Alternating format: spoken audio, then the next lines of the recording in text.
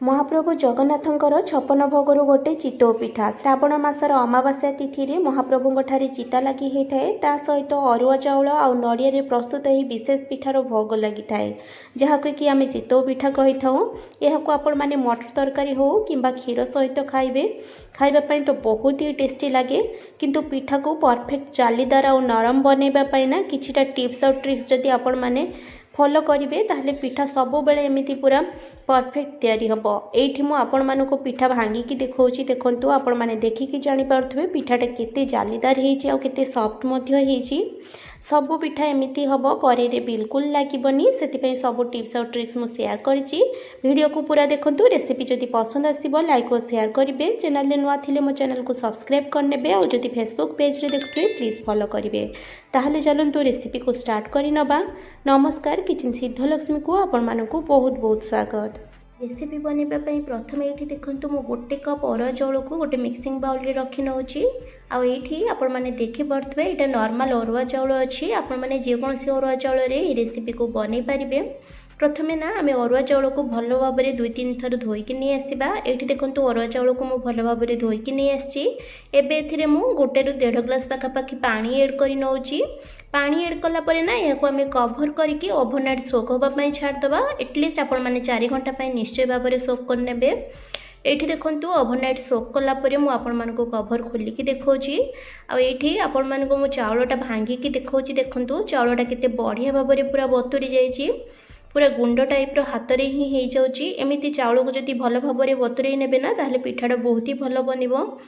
एबे यही पानीटा को पकई देकी ना चाउल को आम गोटे स्ट्रेनर को बाहर करके नहीं आसवा। ये देखो सब चाउल को गोटे स्ट्रेनर रे रखी नहीं जहाँफल एक्सेस पानीटा बाहरी जीव आम चाउलर पेस्ट बनवा टाइम रे ना सठिक मापरे पानीटा एड करिपरिबा। एठी देखंतु चाउल सब को मु गोटे ग्राइंडर जार को ट्रांसफर करि नउची। जो भी ग्लास बाउल बा कप रे आपण माने नौचंदी चाउल को मापिकी सेइथिरे ही सब जिनस मापिकी नेबे जहाँफल रे पिठाटा पूरा परफेक्ट तैयारी हबो। गोटे कप चाउल पई एठी देखंतु मु पूरा गोटे कप नड़िया पूरा एड करि नेची ता सहित एठी देखंतु मु गोटे कप पानी नेची। सब पानी एठी मु एड करिबेनी अल्प अल्प करिकी बेटर को बनेबी जेतिक पानी दरकार हबो। प्रथमे अल्प पानी एड करिकी एठी बेटर बनै नेबी। एठी देखंतु मु बेटरटा को बढ़िया भाव में बनैकी नहीं आसी। एबे चलंतु एहा को गोटे मिक्सिंग बाउल को ट्रांसफर करि नबा। एठी देखंतु सबु जिनस को मु पूरा मिक्सिंग बाउल को ट्रांसफर कर नेची आउ ए बेटर बनैबारे ना मते आधा कप ही पानी रो यूज करबा पई पड़िची। आपण माने सही अनुसार ही करि नेबे। आउ एठी मु आपण मानको बेटर टेक्सचरटा देखौची देखंतु पूरा प्लेन करिके एमिति बाटिची। पूरा प्लेन करके बाटिले ही पिठाटा पूरा परफेक्ट तैयारी हबो। एबे याको ना आमे हाथ रे गोटे डायरेक्शन रे भल भाव में टिके गोळे नबा जहाँफल रे फर्मेंटेशनटा बहुत ही भल हबो। 3-4 मिनिट पई गोटे डायरेक्शन रे भल भाव में मिसे नेला परे एठी याको आमे कभर करि नबा और कभर करके 5-6 घंटा पई फर्मेंटेशन हबा पई छाड़ दबा। आपण माने जदि एमिति रखिकी न बनैबा पई चाहते ना ताहले संगे संगे आधा चामच खाइबा सोडा बा इनो एड करके आपण माने पिठा को बनै पारिबे। किंतु पारंपरिक शैली रे जदि बनैबा पई चाहबे एमिति 5-6 घंटा पई रेस्ट छाड़ देबे। आ 5-6 घंटा पर एठी मु आपण मानकु देखौची देखंतु बेटरटा केते बढ़िया भाव में टिके फुली जाईची आ हालुका मध्य ही जाईची। एमिति बेटर हे गेले ना पिठाटा बहुत ही जालीदार और सॉफ्ट बनिकी रेडी हुए। ये आपण मैंने देखिकी तो जानीपे बेटरटा पूर्व अपेक्षा बहलिया हो जाइए। एबे आमे एथिरे स्वाद अनुसार लुण एड कर नबा ता सहित पिठाटा फिका न लगे ये गोटे चमच चीनी एड कर नबा। आपण मैंने निज पसंद अनुसार चीनीर परिमाण को कम बेसी करें।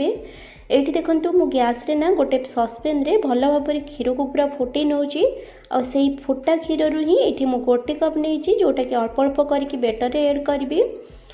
ये अधा क्षीर एड करके ना यहाँ को भल भाव में पूरा मिसई नौची। आपण मैंने जब ये क्षीर एड करने चाहूँ ताले पानी एड करें किंतु क्षीर बा पानी जहाँ भी नौकरी से भल भाव में पूरा फुटा टाइम ही ये बेटर एड करेंगे जहाँफल बेटरटा पूरा परफेक्ट तैयारी हम। ये देखो गोटे कप क्षीर मु अधा ही यूज कर अधा रही जाइए।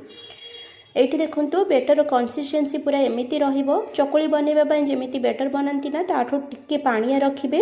अत्यधिक पानिया बा अत्यधिक मोटा रखिबेनी नहले पिठाटा भलरे तैयारी हो पारिबेनी। एमती कंसिस्टेंसी रखिबे जहाँफल पूरा परफेक्ट पिठा तैयारी हबो। गोटे कप चाउल रे मु गोटे कप नड़िया कोरा आधा कप पानी और आधा कप क्षीर एड करिछि जहाँफल पूरा परफेक्ट बेटर कंसिस्टेंसी रही से अनुसार आपण माने एडजस्ट करेंगे। ये बेटर बिल्कुल रेडी हो जाइए पिठा बनैबा पई। चलंतु पिठा बनै नबा।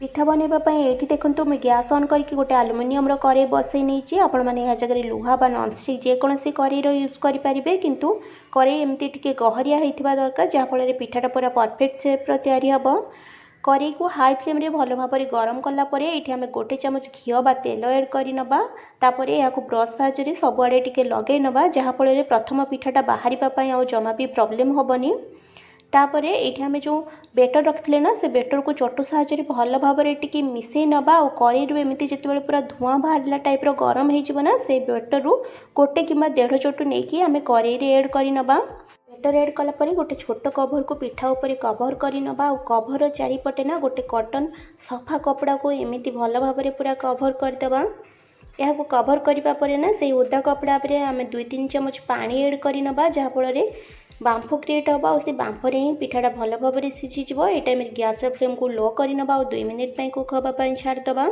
2 मिनिट पर ये मुझे कभर खोलिक आपण देखा देखो पिठाटा केते बढ़िया भाव में सीझी जाइए आउ फास्ट पिठा होगी सहज भाव में बाहरी जाऊँगी कड़े बिल्कुल भी लगुनि आ पिठा आपण मैंने देखिपे केते सॉफ्ट आउ जालीदार बनिकी रेडी होती द्वितीय पिठा बनवाई ये देखूँ कड़े मुझे तेल एड करनी सेम सही टाइप्र ही गोटे चटु बेटर एड कर देछि तापर यहाँ कभर करके कपड़ा देदेबा और कपड़ा उपर पुणी 2-3 चमच पानी एड कर नबा और 2 मिनिट पिठा को कुक हाँपाई दबा गोटे पिठा बनवाई ना आपण मानक हार्डली 2-3 मिनिट टाइम लगे आउ 2 मिनिट पर ये आपण मानक कभर खोलिक सेकेंड पिठाटी देखा देखु पिठाटी केते बढ़िया भाव हो सुंदर भाव में फुली आ परफेक्ट जाली आसी सेम प्रोसेस रे आपण माने सबू पिठा को बनै नेबे पिठा बनवाई ना आपण मैंने परफेक्ट मेजरमेंट रे ध्यान देबे ता सहित करी पूरा भल भाव में गरम है ही बेटर एड करेंगे आ बेटर एड कलापर गोटे छोट कभर कभर करके एमती कपड़ा एड करे आ कपड़ा उपर टिके पानी एड करे